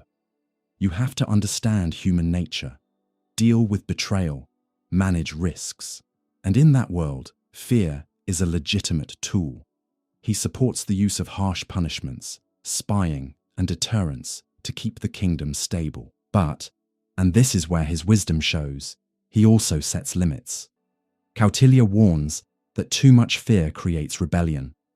A wise ruler uses terror as strategy, not as everyday routine. Power built only on fear is weak by nature because it creates hidden enemies and fake loyalty. Real stability comes from balance, punishment and justice, authority and empathy. In other words, fear can hold back chaos, but turning fear into chaos is a deadly risk for any government. That lesson seems forgotten by many modern regimes that, even if they don't call themselves totalitarian, still operate through constant fear. They keep people tense by feeding narratives of permanent threat. The internal enemy, the terrorist, the communist, the corrupt politician, the foreigner. This non-stop sense of danger is used to justify harsher laws, shut down public debate, and normalize repression. And people, overwhelmed by fear, trade freedom for security, even if that security is an illusion. But when fear becomes a method, it demands a heavy price. It damages reason, weakens social bonds, destroys mutual trust. Little by little, it turns collective life into a quiet war of everyone against everyone, where people watch each other and no one truly feels safe. Fear as a political tool isn't new. What makes modern times different is that fear has become constant, subtle, and everywhere. It doesn't only appear in wartime, it leaks into language, institutions, laws, and screens. Today, wars are often invisible. The information war, the economic war, the emotional war. But in all of them, fear is still the central weapon. That's why, more than resisting fear, we need to understand how it's being used. Arendt teaches that absolute terror destroys human plurality, and that fighting totalitarianism means protecting space for thought and action. Sun Tzu warns us about what happens when morale breaks, both in us and in others. Kautilya reminds us that ruling through fear requires wisdom and limits. In a world where fear is manufactured, distributed, and managed like official policy, critical thinking becomes an act of courage. Because a mind ruled by terror doesn't decide, it obeys. A society ruled by fear doesn't debate, it stays silent. And a people living under terror aren't truly living, they're just surviving. The body isn't just flesh and bone, it's also history, culture, language, and politics. It's where customs, rules, taboos, desires, and above all, fears get written into us. Yes, fear doesn't live only in the mind. It lives in the body, in tight muscles, shallow breathing, compulsive habits, automatic choices, and even more deeply, it lives in routines, health, morality, and even in our ideas of what it means to be good or normal. That's why understanding the body as a territory where fear operates is essential if we want to understand how we're governed and how we can resist. This is one of the major contributions of the French philosopher Michel Foucault, especially through his concept of biopolitics. For Foucault, modern power doesn't act only through laws or visible behavior. It goes deeper. It enters biological life itself. In other words, it starts managing health, food, sleep, sexuality, reproduction, and it organizes society through the body. So how does this control happen? Through norms, through surveillance, through medical, school, and religious narratives. And above all, through fear. Fear of disease, fear of death, fear of being out of shape or out of the norm, fear of being excluded. In that sense, the body stops being a free space. It becomes a training ground, a place of discipline. Wake up early, work out, eat right, be productive, look good, follow the protocol. These commands aren't bad by themselves. The problem is when they don't come from conscious choice, but from silent pressure fueled by fear. Foucault points out that modern society replaced visible punishment with invisible self-discipline. You watch yourself. You regulate yourself. You push yourself. And the body becomes the place where power acts softly, but with brutal effectiveness. Just remember what we lived through during the pandemic. The body became the center of political decision-making. Fear of infection shaped every step. Breathing, touching, hugging, everything became monitored. And even after the emergency passed, many habits stayed. Foucault would call that the power being absorbed into daily life. Fear left marks in behavior, in the immune system, in the way we experience ourselves. But control over the body isn't only about health. It also shapes morality. And few analyze that more fiercely than Friedrich Nietzsche, especially in On the Genealogy of Morality. Nietzsche argues that Western morality, built around guilt, humility, and obedience, didn't grow out of love for goodness, but out of fear of suffering. According to him, traditional values that praise goodness, being gentle, submissive, passive, were created by the weak as a way to resist the strong. But instead of fighting with strength, they fought through resentment. They turned the other person's strength into sin. The result was a morality that rewards the denial of life, extreme self-control, and fear of freedom. Nietzsche argues that this herd morality turns people into obedient, good individuals, but also into domesticated individuals. In this process, the body gets repressed. Impulses, instincts, natural desires start to look dangerous. That's where guilt, shame, and self-surveillance grow. Fear of divine punishment, fear of being judged, fear of not being pure enough. All of this shapes bodily habits and inner life. Religion, education, and society don't only teach what to think. They teach how to behave, how to dress, how to sit, how to look. Nietzsche pushes us with a hard question. What if good behavior is really just a symptom of internalized fear? What if our healthy, moral, or religious habits are not expressions of freedom, but expressions of submission? His critique isn't meant to destroy values, but to expose their hidden origins, and to make us ask, what kind of body are we cultivating? A body that is alive, spontaneous, courageous, or a body domesticated by fear? But it doesn't have to be all conflict and repression. Some traditions see the body as a space of balance, not war. That's the case with Ayurveda, an ancient Indian system of medicine and philosophy that treats body, mind, and spirit as one dynamic unit. In classic Ayurvedic texts, fear is seen as one of the main causes of physical and mental imbalance. In Ayurveda, fear disrupts the doshas, vital energies, affects digestion, weakens immunity, blocks the flow of life energy, prana, and breaks the harmony between body and mind. But unlike a purely symptom-focused approach, the solution isn't only to treat what shows up on the surface, it's to restore balance through awareness. That means noticing fear, understanding its roots, breathing with presence, taking care of the body with love, not rigidity. Treating fear as a signal that something inside needs attention, not repression. In practice, that can include proper food, a balanced routine, conscious breathing, meditation, and cultivating thoughts that nourish instead of harm. Ayurveda reminds us that the body shouldn't be controlled, it should be listened to. And fear, when suppressed, makes us sick. But when welcomed and understood, it teaches. When we bring together the perspectives of Foucault, Nietzsche, and Ayurveda, we see that the body is the main stage where fear acts, through control, through morality, through symptoms. But it can also be the starting point for rebuilding freedom, because a body that acts out of fear isn't truly alive. It's just obeying.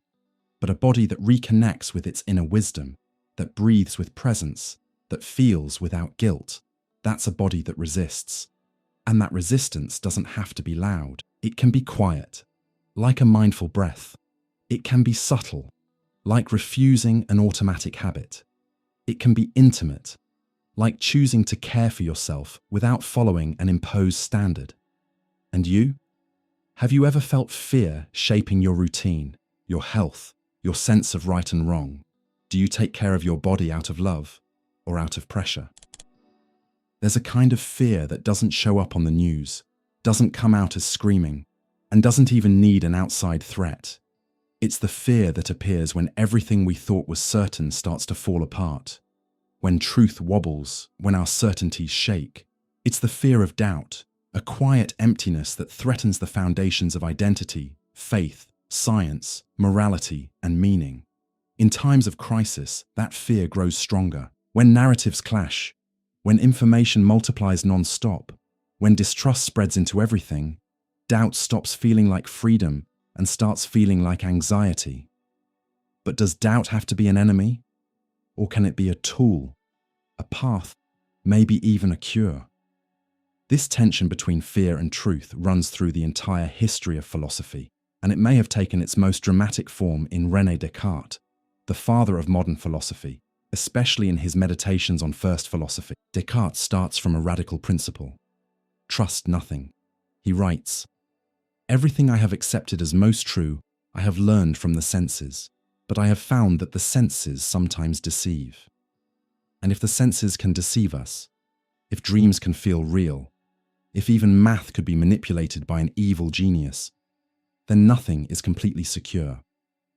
For Descartes, this doubt isn't the goal, it's the method. It's the necessary path to clear away illusion and find something firm, something impossible to question. And that foundation, he says, is thought itself. Cogito, ergo sum. I think, therefore I am. Even if everything is false, the fact that I'm doubting proves that I exist. But here's the irony. Descartes had to lean into a fear of being wrong, almost a paranoid fear, to build his system of certainty. In this case, the search for truth was born from deep distrust. And here's the paradox. Fear of being wrong can lead to clarity, but it can also lock us into a mental cage. If taken too far, Cartesian skepticism becomes paralyzing. Nothing is trustworthy. No one is trustworthy. Not even me. So doubt, which started as a method of freedom, can turn into philosophical paranoia. That's why, in contrast, it helps to look at another kind of skepticism, older, quieter, and maybe more healing. The skepticism of Sextus Empiricus, a thinker from ancient Greece connected to the Pyrrhonian tradition. For Sextus Empiricus, the problem isn't doubting. The problem is believing too much. Absolute certainties are what create conflict, disturbance, and anxiety. People fight, suffer, and even kill not because they doubt, but because they hold truths that refuse to be questioned. So his proposal is simple and deep. Suspend judgment. Don't affirm. Don't deny. Don't cling. Don't reject. Observe, listen, investigate, and stay in suspension. Epoche. He says this leads to ataraxia, peace of mind. Sextus Empiricus isn't promoting ignorance, but calm in the face of uncertainty. He understands that humans chase truth as a way to control reality. But in doing that, we create conceptual prison. The mind grabs onto fixed ideas about the world, about other people, about itself, and those ideas become sources of suffering. So for him, a skeptic isn't someone who anxiously doubts everything. A skeptic is someone who carries doubt with wisdom. They don't fear the emptiness of uncertainty, because they've learned how to live inside it. This connects in a surprising way with an even older Eastern tradition. The middle way taught by the Indian master Nagarjuna, one of the key thinkers of Mahayana Buddhism. Nagarjuna developed a philosophy of radical deconstruction. For him, human suffering comes from clinging to fixed ideas, especially the idea that there are ultimate truths, absolute realities, unchanging essences. But he argues that everything is empty of a self-existing nature. Nothing is all by itself. Everything depends on conditions, relationships, causes, and effects. This teaching, called shunyata, emptiness, doesn't deny the world. It frees us from the illusion that anything in it is final. And if nothing is final, then there's no reason to fear loss, because nothing is fixed. No reason to defend certainties with violence, because certainties are illusions. No reason to chase a final truth, because the idea of final is itself a mistake in perception. Nagarjuna teaches the skill of dissolving extremes. Not it exists, and not it doesn't exist. Not eternal, and not completely temporary. Not absolute, and not false. That's the middle way, where the mind doesn't cling or reject, but goes beyond. And here's the deepest point.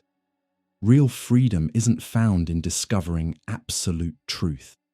It's found in dissolving the fear of not having it. In other words, what traps us isn't doubt. It's our dependence on certainty. This applies to science, religion, politics, and human relationships. When we're ruled by fear of being wrong, fear of not knowing, fear of being contradicted, we become aggressive, dogmatic, rigid. And that pulls us farther away from the very thing we claim to want, truth. Today we live in an era where doubt feels like a threat. Fake news, misinformation, polarization, everything makes trust harder. And in the middle of chaos, many people run toward absolute certainty. Ideological truths, identity truths, religious truths, scientific truths. It doesn't even matter. What matters is feeling right. But does that really bring peace? Sextus Empiricus would say, maybe peace comes not from being right, but from suspension. Nagarjuna would whisper, maybe peace comes from emptiness, not as absence, but as freedom. And Descartes, as tense as his journey was, still taught us that facing doubt is the beginning of real thinking. Even if it scares you, even if for a while it leaves you without solid ground. So maybe the real terror isn't doubt. Maybe it's refusing to doubt. Running from questions, the compulsive need to be right. Because as an old Zen saying goes, if you meet the absolute truth, kill it. Or at least, doubt it with kindness. Few forces shape human behavior as effectively as shame. It works quietly, but deeply. It doesn't need bars or weapons. It only needs looks. Looks that judge, reject, label. And with them comes that feeling of being exposed, not good enough, wrong. When public punishment starts losing its impact, shame takes its place, not as a replacement, but as an upgrade.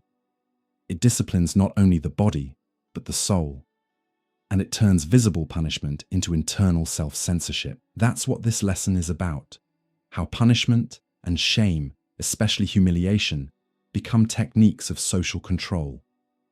In the 18th century, the philosopher Jeremy Bentham proposed a symbolic design to understand this new model of punishment, the panopticon. It's an ideal prison where prisoners are held in cells arranged in a circle, all visible from a central watchtower. The most important detail is this: the prisoners don't know when they're being watched. They live under the constant possibility of being seen, which makes them behave as if someone is always watching.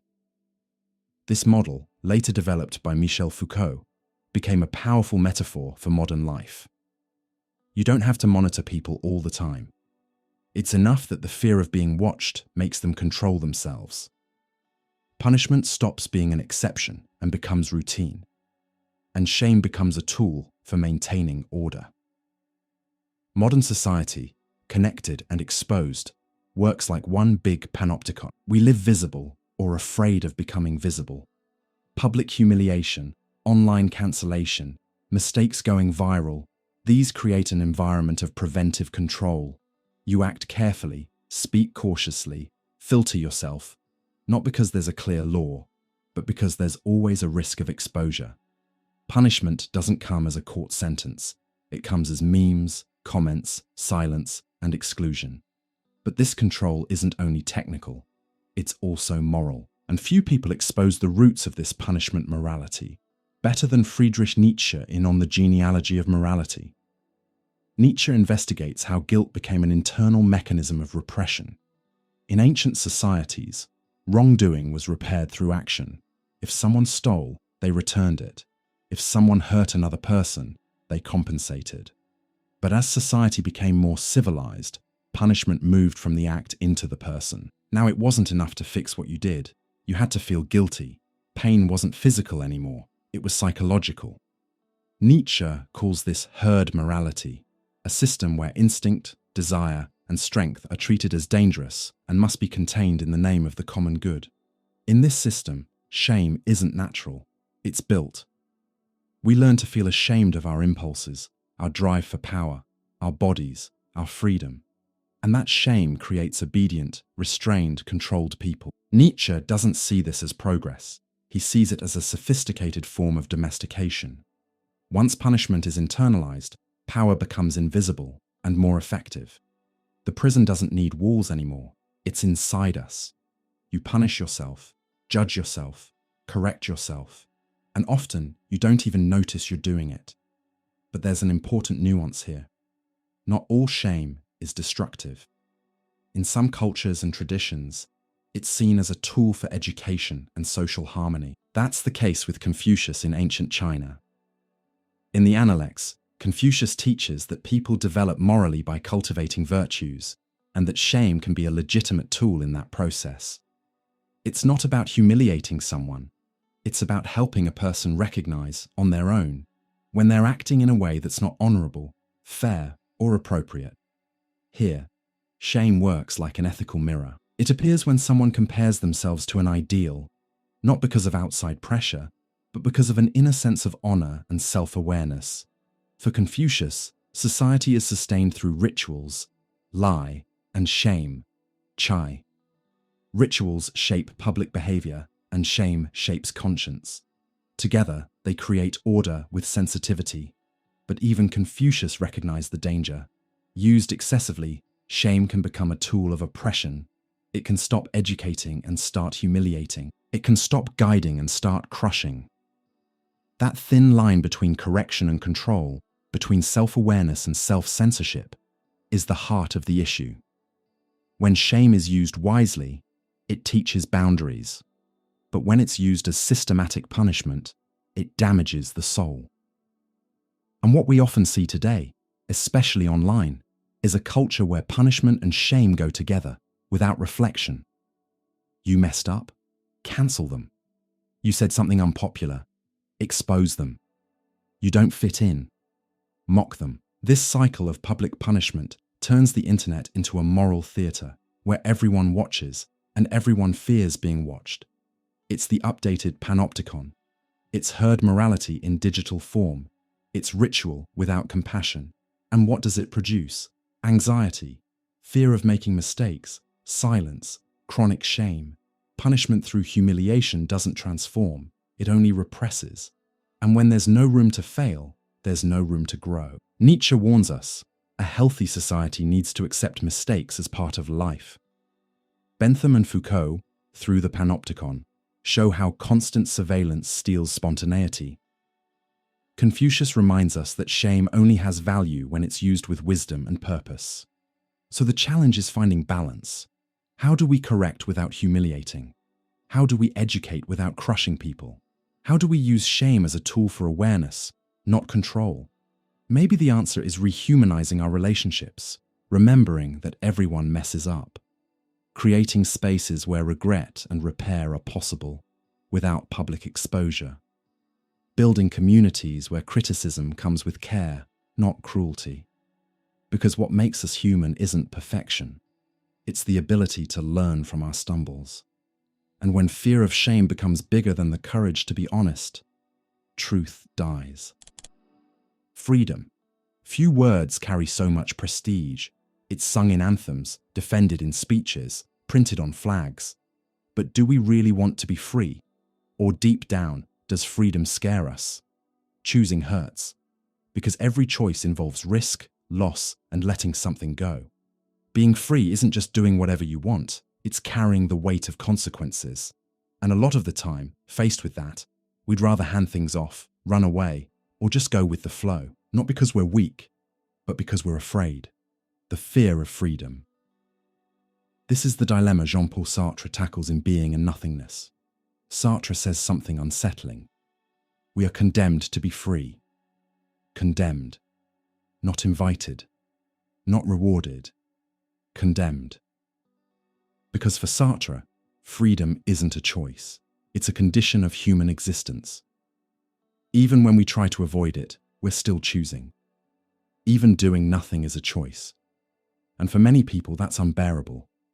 Because it means there are no excuses, no total determinism, no escape. And when that weight becomes too much, we fall into what Sartre calls bad faith, self-deception. That's when we hide behind social roles, rules, or excuses so we don't have to face our responsibility. The employee who says, "I'm just following orders." The person who claims, "I had no choice." The one who lives on autopilot. Bad faith is an attempt to deny the freedom that defines us. And while it brings temporary relief, it comes with a high cost. Alienation. We stop being the authors of our own story and become characters written by other people. Existential anxiety is born from that clash with radical freedom. And this brings us into dialogue with another essential thinker. Søren Kierkegaard, the 19th century Danish philosopher often seen as a precursor to existentialism. In the concept of anxiety, Kierkegaard describes anxiety as something unique. Anxiety is the dizziness of freedom. It's like standing at the edge of a cliff, not afraid of falling, but afraid you could jump. The possibility of choice scares us because it means we're responsible for what we become. But for Kierkegaard, that anxiety isn't a failure. It's a doorway. It shows we're alive, that we have possibility, that we can create. When we accept it, we move closer to authenticity. When we reject it, we hide in masks, habits, and social expectations. For him, faith isn't running away from fear. It's crossing through anxiety with courage. Real faith doesn't erase doubt. It exists in spite of doubt. This idea echoes in Eastern philosophical and spiritual traditions too, like the Bhagavad Gita, one of India's most important scriptures. In the Gita, Arjuna, the warrior, is frozen on the battlefield. He's facing his duty to fight, but also terrified of the consequences. He's torn between action and paralysis, between what he must do and what he wants to avoid. Krishna, his spiritual guide, teaches a core lesson. Do your duty, but without attachment to the results. Action is better than inaction. This ancient wisdom reminds us that acting with awareness matters, but fear grows when we cling to outcomes, control, and guaranteed success. That attachment is what paralyzes us. We want to choose, but we also want certainty. We want freedom, but we also want safety. The Gita points to a middle path. Act responsibly, but don't become a slave to the outcome. When we act only out of fear of failure or a need for approval, our freedom becomes hostage to ego. But when we act with presence, surrender, and inner clarity, we break the cycle of fear. So freedom isn't the absence of fear, it's acting even with fear, without letting fear take the wheel. Today, we live in a society that praises freedom in words, but fears it in practice. We're trained from early on to follow ready-made paths. Study, work, get married, consume, produce. But few people teach us how to choose. Few people teach us how to handle the emptiness of decision, the frustration of loss, the responsibility of creating our own path. And when we finally face real freedom, the kind that demands deep moral and existential decisions, many people panic. It's easier to obey. It's easier to follow trends. It's easier to blame someone else. Sartre calls us to clarity. Kierkegaard calls us to courage. The Bhagavad Gita calls us to action without attachment. Real freedom, then, isn't doing whatever you want. It's owning who you are. It's acting with awareness, even without certainty. It's making choices without any guarantee of results. It's facing fear and moving forward anyway. But why does it hurt so much? because choosing always means losing. Every choice closes other possibilities, and that creates grief, doubt, insecurity. But it's exactly that process that builds character, shapes the soul, and reveals who we are. Running from freedom is living on the surface. Embracing it is diving in, without knowing what you'll find at the bottom. From a very young age, we learn that to be accepted, we have to act a certain way, wear certain clothes, hide some emotions, and show others. Little by little, who we truly are starts getting shaped by other people's expectations. And without even noticing, we begin living more to look right than to feel whole. So identity stops being a space of freedom and becomes a stage where every move is calculated. And that creates a kind of fear that people rarely talk about openly. The fear of not being accepted, the fear of showing who we really are and being rejected, the fear of not measuring up, disappointing people, failing at the social role we've been assigned. This is the kind of fear that kills spontaneity, sabotages authenticity, and turns everyday life into a non-stop performance. The Canadian sociologist Irving Goffman described this with precision in the presentation of self in everyday life. Goffman offers a simple but powerful metaphor. Social life is like a theatre play. Each person performs roles, wears costumes, chooses settings, and worries about the audience. In other words, we don't present ourselves as we are, but as we believe we need to be in order to be accepted, loved, hired, respected. At work, in our families, in relationships, on social media, we're always performing. And that doesn't automatically make us fake. It's adaptation. The problem is when this performed self gets too far from our deep self, when the role takes over the person, when we forget who we are behind the mask. That tension creates a quiet kind of anxiety. The fear of breaking character, of saying the wrong thing, showing weakness, going off script. So we live under the constant threat of failing, not as professionals, but as characters. This pressure to perfectly perform the identity society offers us can be suffocating. And why do we do it? Because we're afraid we're not enough as we are, afraid we won't meet expectations, afraid we won't be loved without the disguise. That anxiety sits at the center of philosopher Simone de Beauvoir's reflection in The Ethics of Ambiguity. De Beauvoir starts from an existentialist idea. Human beings aren't born with a ready-made identity. We build ourselves through the choices we make. Existence comes before essence. But the freedom to build yourself also comes with huge responsibility, and with it, fear. It's easier to take on fixed identities, established roles, ready-made labels. It's easier to say I am this or I am that than to accept the uncomfortable truth that we're ambiguous, contradictory, still becoming. De Beauvoir says real freedom is only possible when we recognize and accept that ambiguity. But that takes courage, because fear looks for masks. And the world, with its rules and judgments, rewards masks that fit well. People who run from ambiguity, who live through rigid identities, often end up alienated from themselves. They cling to labels, roles, and standards, and lose the chance to live with depth and truth. Freedom, de Beauvoir says, isn't having a perfectly clear identity. It's accepting the risk of being someone constantly under construction.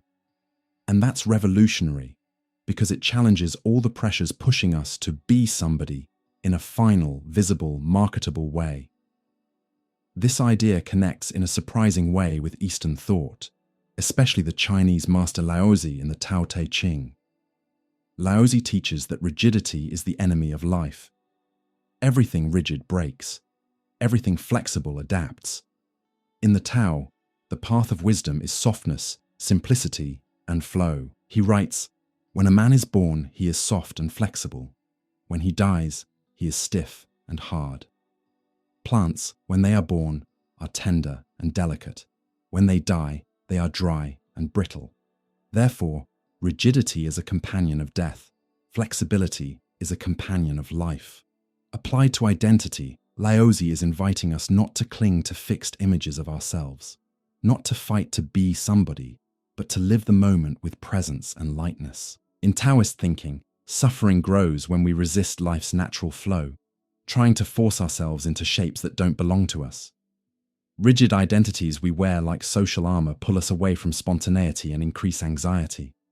The more we try to control how we're seen, the more we fear being exposed. The more we try to build an image, the more fragile we become in the face of judgment. So real freedom is letting go. Letting go of the need to be accepted. Letting go of the fear of disapproval. Letting go of fixed definitions that keep the self from expanding. Being free isn't being somebody. It's having room to be many things, to change, to contradict yourself, to grow. And that only becomes possible when we face the fear of not being loved as we truly are. It's an ancient fear, but it can be softened, not by denial, but by acceptance. Accepting our ambiguity, our complexity, our humanity. On the stage of life, we can keep performing, but with more awareness. We can wear masks, but knowing they're tools, not prisons.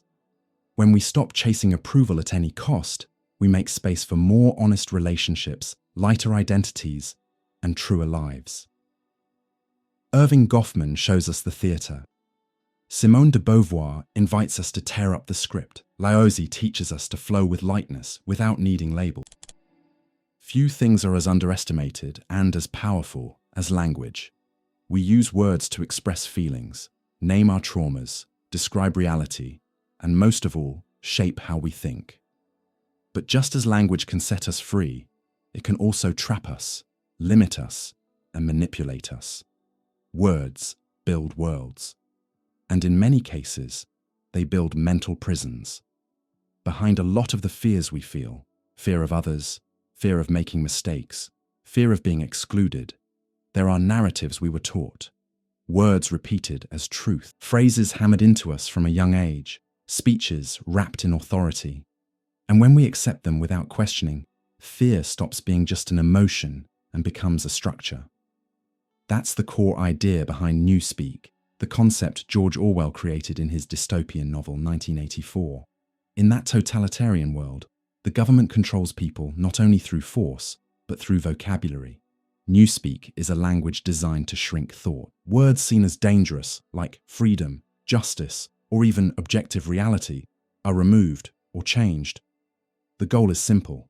If there are no words to think something, that something becomes unthinkable. Orwell is pointing to something deep. Limit language, and you limit the mind. And once that happens, fear becomes automatic, because the person no longer has the words to resist. This kind of linguistic oppression is more subtle than traditional censorship. It's not banning ideas, it's preventing them from being formed. It's not forcing someone to stay silent, it's making them forget how to speak. How often does that happen today in disguised ways? When criticism gets labelled as negative, when questioning gets labelled as radical, when pain gets labelled as weakness, we often reduce the complexity of real experience into a paralyzing tag.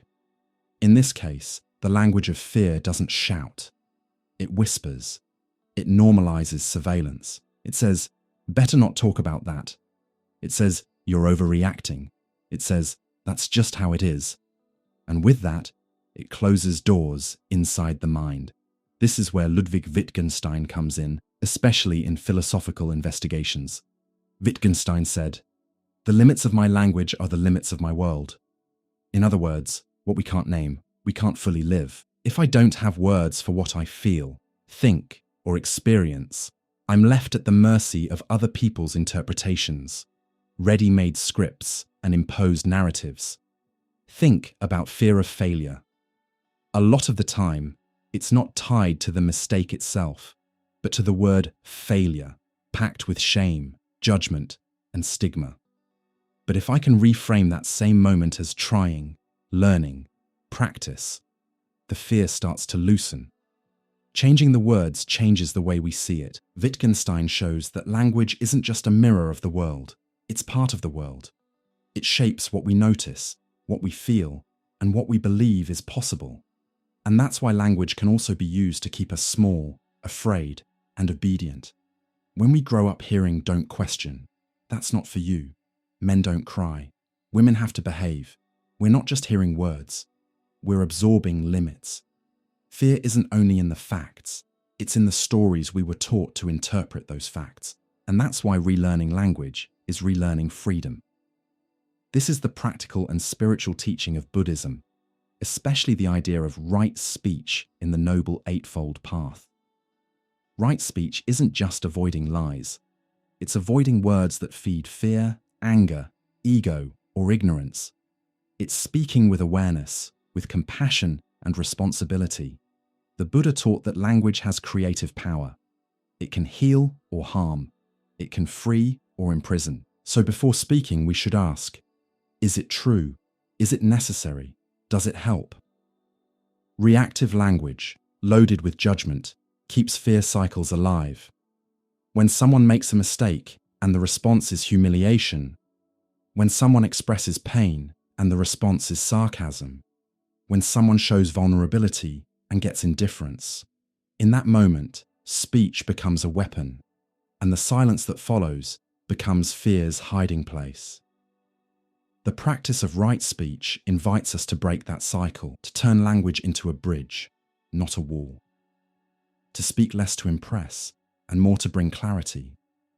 It's also an invitation to look at our inner dialogue, because the way we talk to others starts with how we talk to ourselves. When you fail, do you say, "I'm worthless"? When you feel afraid, do you say, "I'm weak"? When you suffer, do you say, "I shouldn't feel this"? Those words, often silent, are the invisible bars of our emotional prison. Inner language is the first place fear moves in, and it's also where freedom can begin. Relearning how to speak is, in the end, relearning how to live. Orwell warns us how authoritarian systems shrink language to control people. Wittgenstein reminds us that what we can't name, we can't fully experience. Buddhism teaches that speech can be a spiritual practice, able to heal fear, rebuild relationships, and reconnect us with the present. If we want to break the cycle of manipulation and self-censorship, we need to review the vocabulary of fear. This isn't about forced positivity. It's about consciously choosing words that expand instead of shrink. Words that open windows instead of locking doors. Words that awaken clarity instead of feeding panic. In practice, that means don't label complex emotions with simplistic words. Avoid exaggeration, distortion, and fatalism. Use words that hold people with care instead of words that accuse. Allow new meanings for the same experiences. Because when you take control of your language, you begin to take control of your fears.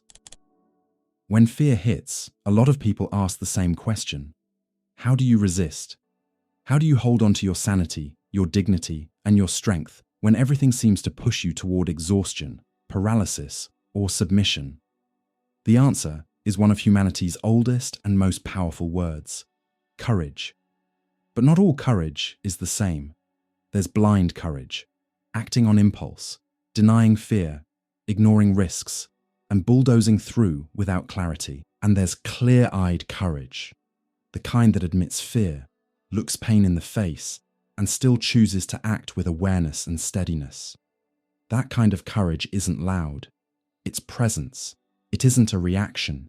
It's active resistance. This difference matters if you want to live with truth and depth in a world full of uncertainty. The Stoic philosopher Epictetus, in the Enchiridion, often translated as the Manual, teaches that inner strength starts with a simple but powerful principle. Some things are up to us, and some things are not. That separation between what's in our control and what isn't is the first step to weakening fear. Most people suffer because they try to control what can't be controlled. What other people think, what will happen tomorrow, whether we'll be accepted, loved, remembered. Epictetus invites us to focus only on what we can truly govern: our choices, our actions, our judgments. Stoic courage isn't about external bravery. It's a quiet kind of self-mastery. Even if the world collapses out there, I can still keep my integrity in here. That doesn't mean being passive. It means not wasting your energy fighting what's beyond you, and putting that energy where it matters, your own character. That inner courage is what lets you resist without destroying yourself. It's what helps you stay dignified even in loss, clear-headed even in injustice, steady even in adversity. But there are moments when suffering goes beyond what we can manage. Times when life feels absurd, unfair, incoherent, pointless. That's where Albert Camus comes in, with his idea of lucid revolt. In the myth of Sisyphus, Camus begins with a blunt question. The only truly serious philosophical problem is suicide. If life doesn't come with guaranteed meaning, if everything ends in death, if existence is full of absurdity, why keep going? But instead of sinking into nihilism, Camus offers something surprising. The absurd doesn't destroy us, it frees us. When you accept that the world won't hand you all the answers, you stop chasing guarantees. And that's where freedom shows up. The freedom to create meaning, to live intensely, to choose resistance without illusions. Camus uses the image of Sisyphus, condemned by the gods, to push a boulder up a mountain forever. When it reaches the top, it rolls back down, and it starts all over again. At first it looks like pure torture, but Camus says, we must imagine Sisyphus happy. Because when Sisyphus accepts the absurdity of his situation and still chooses to push the stone with dignity, he turns punishment into resistance. His freedom is in refusing self-deception and continuing anyway. That's clear-eyed courage, staring into the emptiness and still walking forward. Not out of heroic fantasy, but out of integrity. Not because everything will work out, but because it's the right thing to do. That same spirit shows up in Eastern traditions, especially Zen and Bushido, the way of the samurai. In Zen, courage comes from recognizing that everything is impermanent. Death isn't an exception, it's part of the flow. Loss isn't a failure, it's part of life. Zen meditation doesn't try to erase fear. It teaches you to look at it without running, to breathe with it, to sit with it, and to see that, like everything else, it passes. Accepting impermanence softens the ego's grip on certainty and control, and that reduces fear's power over action. Bushido, the samurai code of ethics, ties courage to honor. A true warrior doesn't fight for glory, but for principles. He knows he could die at any moment, and that's exactly why he lives fully present. Bushido courage isn't aggressive. It's calm. It's the courage to die for what you believe, and also the courage to live each moment with wholeness. Both Zen and Bushido invite you to go beyond the ego. Fear grows when we're stuck in the idea of a self that must win, be admired, be protected. When we loosen that grip, fear weakens, and action becomes lighter, sharper, freer. So clear-eyed courage isn't the absence of fear, it's clarity in the presence of it. It knows fear will come, but it refuses to be ruled by it. It knows pain is real, but it won't turn pain into paralysis. It knows death is certain, and that's exactly why it values every choice, every gesture, every word. Epictetus calls us back to inner focus. Camus calls us to revolt without despair. Zen and Bushido call us to action that's detached, aware and present. To resist, then, isn't to scream, it's to persist. It isn't to deny reality, it's to act anyway. In a world where fear is sold, spread, and exploited like a product, choosing clear-eyed courage is political, philosophical, and spiritual. It's saying, I see what's happening, and I choose to continue. If you made it this far, thank you, truly. In a world that moves this fast, taking time to think deeply is already an act of courage. Every view, every comment, and every person who pauses to reflect with me strengthens this space for critical thinking, and that means a lot. If this content spoke to you, hit the like button. It really helps the channel grow and reach more people. Share it with someone you believe also needs to think about all of this. And of course, subscribe so you don't miss the next episodes. We've got many more philosophical, thought-provoking, and transformative topics coming. Also, leave a comment down below. Which idea impacted you the most? Which part made you rethink something in your own life? I love reading your reflections because that's where philosophy really comes alive. And don't leave yet. Stay on the channel, explore more videos, and go deeper on this path of clarity and awareness. This space was made for that, to think together with depth and humanity. See you in the next video.